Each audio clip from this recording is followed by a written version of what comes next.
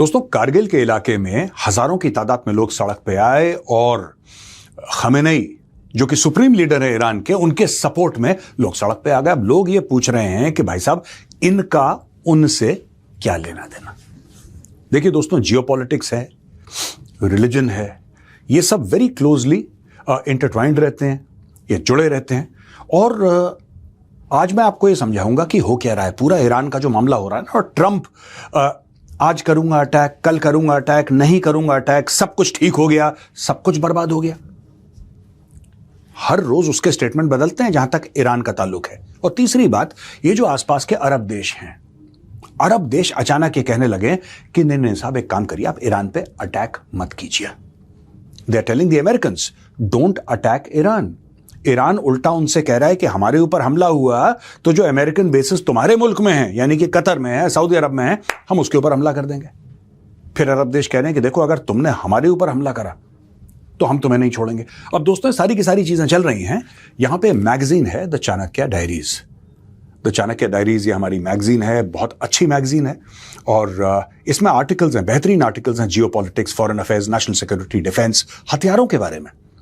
आप hypersonic missiles के बारे में जानना चाहते हैं, आप शिप्स के बारे में जानना चाहते हैं, आप राइफल्स के बारे में जानना चाहते हैं, स्नाइपर राइफल्स के बारे में, सबके ऊपर आर्टिकल्स हैं जो आपको डिटेल में बताएंगे कि ये सारा का सारा मामला होता कैसे है, देशों के बीच में रिश्ते क्यों बनते हैं, क्यों बिगड़ते हैं, हथियार कौन कौन से इस्तेमाल होते हैं, डीआरडीओ लेटेस्ट वेपन्स, ऐसे कौन से हथियार हैं भारत के, खासतौर से हाइपरसोनिक मिसाइल्स जिसके ऊपर डीआरडीओ काम कर रहा है, सप्लाई लाइंस क्या हैं, सप्लाई चेन्स क्या हैं, और किस तरीके से ये मॉडर्न वॉरफेयर को इंपैक्ट करती हैं। तो अगर आपको ये सब जानना है, आप कंपटीशन की तैयारी करें या सिर्फ मेरी तरह आप एक सिंसियर स्टूडेंट हैं जियोपॉलिटिक्स के, तो मैं आपसे रिक्वेस्ट करूंगा, अगर आपको ये खरीदना है मैगजीन, तो आप डिस्क्रिप्शन बॉक्स में जाइए, लिंक है वहां पे, लिंक पे क्लिक करिए और आज ही अपनी कॉपी ऑर्डर करिए। Amazon will send this copy to you. अच्छा, अब हम आते हैं वापस कारगिल में। तो कारगिल में यह कहा जा रहा है कि साहब, इमाम खुमैनी मेमोरियल ट्रस्ट, इमाम खुमैनी मेमोरियल ट्रस्ट, इसने एक प्रोटेस्ट ऑर्गेनाइज करा, बहुत लोग सड़कों पे आए, लोगों ने नारेबाजी करी। अच्छा, लोग बड़े सरप्राइज्ड हैं। आप सरप्राइज मत होइए दोस्तों, मैंने तो कासिम सुलेमानी के पोस्टर्स देखे हैं, तो डोंट बी सरप्राइज्ड। आप कारगिल में जाएंगे, आपको खुमैनी, खमेनाई, इन सब के पोस्टर्स दिखाई देंगे। मैंने खुद अपनी आंखों से देखे हैं एक जमाने में, आजकल है नहीं है मुझे नहीं पता, मैं 4-5 साल पहले की बात कर रहा हूं। So I have seen all of this and there is a very very strong support for Iran in many Shia pockets in India, and it's absolutely हो गया। लोगों की राय है यार, लोगों को हक है। अच्छा, यहां पे एक दूसरी चीज हो रही है। दूसरी चीज ये हो रही है कि ट्रंप अब ये कहने लगा है कि 800 लोग थे, 800 पीपल ईरानी, जिनका एग्जीक्यूशन होना था, यानी कि उनको जान से सरकार मार देती, उनको फांसी दे देती, फायरिंग स्क्वाड से मार देती, कैसे भी मार देती, क्योंकि वो प्रोटेस्ट कर रहे थे। लेकिन अब वो चीजें बंद हो गई हैं, यानी कि डोनाल्ड ट्रंप ने थोड़ा सा ढील दे दिया ईरान को। अच्छा, ऐसा लोग समझ रहे हैं। मुझे डोनाल्ड ट्रंप पे 1 रुपए का विश्वास नहीं है। ये आदमी भरोसे के काबिल नहीं है, कहता कुछ है, करता कुछ है, सोचता कुछ है, पहली चीज। फिर उसने बोला कि नहीं साहब, ये अब डेमोन्स्ट्रेशंस कम हो गए हैं और हमसे ईरानी बात करना चाहते हैं। लेकिन वहां पे ईरानियन स्टेट टेलीविजन पे ये कहा जा रहा है कि साहब ऐसा है, अगली बार हम मिस नहीं करेंगे। याद है आपको, जब ट्रंप अपना प्रचार कर रहा था राष्ट्रपति बनने के लिए, तो एक स्नाइपर ने गोली मारी थी जो ट्रंप के कान को छूते हुए निकली थी। ईरानी कह रहे हैं इस बार हम मिस नहीं करेंगे, यानी कि वो ये कह रहे हैं कि पिछली बार we were responsible for trying to kill Trump.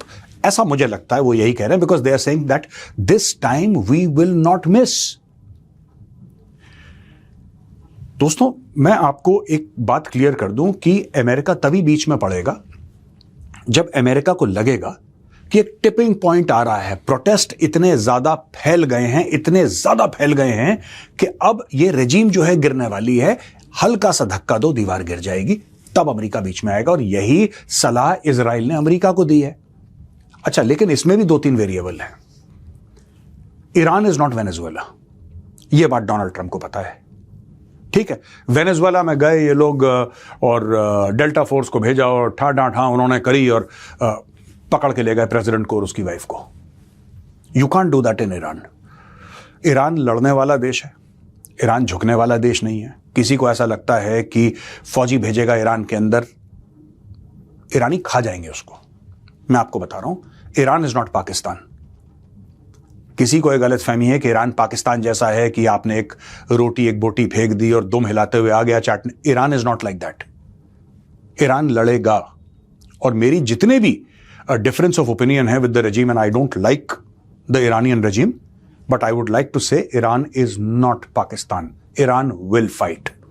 हार जाए वो बात अलग है, हार जीत अलग मामला है, लेकिन ईरान लड़ेगा। ईरान पाकिस्तान की तरह नहीं है कि झुका ही पैदा हुआ है। जो पाकिस्तान जब पैदा हुआ है तब से झुका हुआ है, 78 साल हो गए। ईरान ऐसा नहीं है, ईरान लड़ेगा। हार जाए वो अलग बात है, लेकिन ईरान लड़ेगा, आखिरी सांस तक लड़ेगा, उनकी रेजिम लड़ेगी। इसीलिए ट्रंप नहीं चाहता कि फुट सोल्जर्स भेजें। वो 50,000 फुट से बम एक बात है, एक बात है, लेकिन अगर आपको तख्ता पलट करना है तो सिर्फ बम से तख्ता पलट नहीं होता दोस्तों। आपको फिजिकली ट्रूप्स अंदर भेजने पड़ते हैं, आपको जमीन ऑक्यूपाई करनी पड़ती है, तब तख्ता पलट। या तो फिर लोगों में रोष इतना है कि वो सारा कुछ टेक ओवर कर लें और वहां पे बिल्कुल जिसको कहते हैं ना सिविल वॉर की सिचुएशन हो जाए और हर जगह आग ही आग लग रही। वो लेवल अभी रीच नहीं हुआ है। यही इजरायली समझा रहे हैं डोनाल्ड ट्रंप को कि सर अभी रुक जाओ, हल्ला मत काटो फालतू में।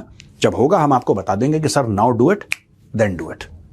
अच्छा, ये हो भी सकता है, किसी भी वक्त अटैक हो सकता है ईरान के ऊपर, ये बात ईरानी जानते हैं। अच्छा, अटैक से याद आया दोस्तों, अमेरिका के ढेर सारे बेसेस हैं मिडिल ईस्ट में, ठीक है ना। जिबूटी में बेस हो गया इनका ओमान में बेस है, ठीक है जी, यमन है, आई मीन सऊदी अरब में दुनिया भर के बेस हैं इनके, कतर में हैं इनके, बहरीन में हैं इनके, यहां है वहां, दुनिया भर में इनके बेसेस हैं। ईरान का ये कहना है कि अगर ईरान के ऊपर हमला होता है तो ये जितने भी बेसेस हैं मिडिल ईस्ट पे जहां पे अमेरिकन सोल्जर्स हैं, then that is fair game. Iran ये कहता है कि हम तुम्हारे ऊपर हमला कर देंगे। फॉर एग्जाम्पल, कतर में एक बहुत बड़ा बेस है, जो सेंट्रल कमांड का फॉरवर्ड हेडक्वार्टर्स है, दैट इज इन कतर, जो यूएस का सेंट्रल कमांड है।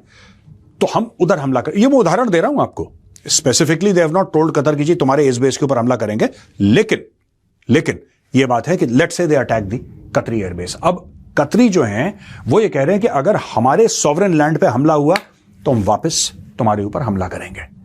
और यहां पे दोस्तों सब के सब मिलके जितने भी अरब हैं, अभी देखिए इनकी दुश्मनी है ईरान से बहुत ज्यादा, और इसमें गलती ज्यादातर ईरान की है।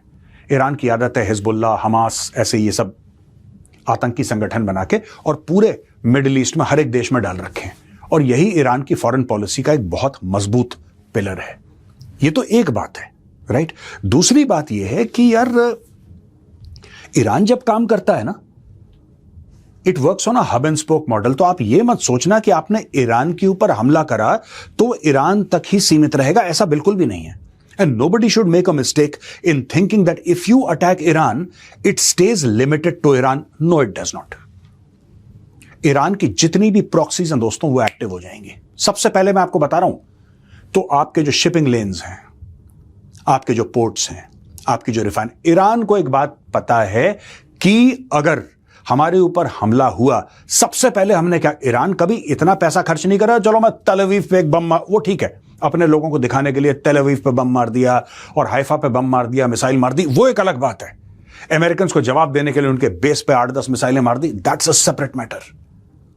असली बात ईरान को पता है कि अगर ईरान को आपने डिस्टर्ब करा, Iran will disrupt the global oil trade.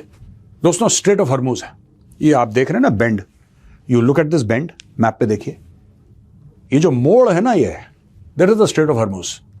और स्ट्रेट ऑफ हॉर्मुज से 20% दुनिया का तेल जाता है, 20%। इसको पूरा का पूरा डिसरप्ट करने की सलाहियत रखता है ईरान, और आधा वैसे ही हो जाएगा। लड़ाई शुरू हुई, अपने आप वहां से तेल वेल जाना, देखिए इंश्योरेंस के रेट्स आपके 10 गुना बढ़ जाएंगे। ये होता है, एज अ रिएक्शन होता है, क्योंकि every cargo ship carrying oil और एनीथिंग एल्स इज इंश्योर्ड। वो भी एक बहुत बड़ा बिजनेस है। इंश्योरेंस के प्रीमियम आपके बढ़ जाएंगे यार, रेट बढ़ जाएंगे आपके, आपकी हर चीज बढ़ जाएगी। और जब 20% दुनिया का ऑयल सप्लाई चोक हो जाएगा, व्हाट विल हैपन, आप बताइए। यानी कि सप्लाई कम हो गई, डिमांड ज्यादा हो गया, यानी कि ऑयल प्राइसेस बढ़ जाएंगे। ऑयल प्राइसेस जब बढ़ जाएंगे और स्टेबल नहीं रहेंगे, वॉलेटाइल हो जाएंगे ऑयल प्राइसेस, तो जितने भी ये ऑयल वाले देश हैं इनको बड़ी दिक्कत होने वाली है। They are going to really suffer, they are going to really suffer. तो दोस्तों ये बातें हैं, ईरान को पता है ये सारे के सारे फैक्टर्स क्या हैं। और इस वक्त जो पूरा जियोपॉलिटिकल गेम है, इनका ईरान में कितने प्रोटेस्टर्स मारे गए, मारे जाएंगे, इसका कोई लेना देना नहीं है। ट्रंप सबको एक जिसको कहते हैं कि एक स्क्रीन सेवर दिखा रहा है सामने। Trump is showing them a screen saver कि यार ये कहा, मेरा बड़ा दिल दुखता है जब लोग मरते हैं ना, तो I really feel very bad यार, मेरा दिल टूट जाता है यार जब ईरानी मर रहे हैं। उसका कोई दिल विल नहीं टूट रहा दोस्तों, उसके दिमाग में सिर्फ एक चीज है, ऑयल सप्लाई।